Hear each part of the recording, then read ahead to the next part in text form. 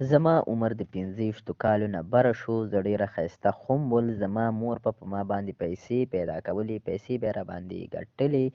ما به چې کله خپلې مور ته د رښتې خبره وکړله، نو زما خبره به یې اخوا دېخوا کړله.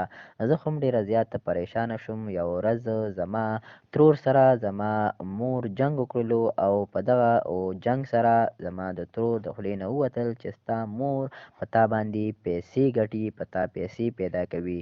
زه ډېره زیاته ګبرو شوم، ویرېدم چې دغه دروغ وایي. خو زما ترور ماله وویل که زه دروغ وایم نو د مور د پیسو رسیدونه دې وګوره. زه په منډه خپل کور ته لاړلمه. مور مې په مانځه باندې ناسته وله او بټوه یې پرته وه. ما چې کله بټوه وکتله، په هغې کې د پیسو رسیدونه پراته ول. ما مې د مور نه تپوس وکړو چې دا څه دي.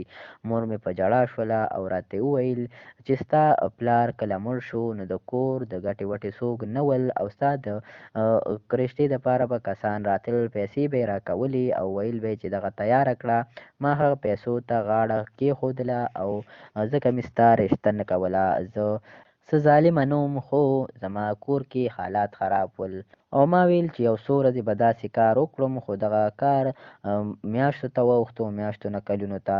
ما د هغه ورځې نه دغه عهد وکړو او انټرویو دپاره لاړم. کمپنۍ کې مې انټرویو ورکړله او ما ته یو جاب هم میلاو شو. په دغه کمپنۍ کې ما څو میاشتې جاب وکړو او بیا مې پکې یو هلک سره دوستانه شوله او واده مې ورسره وکړلو.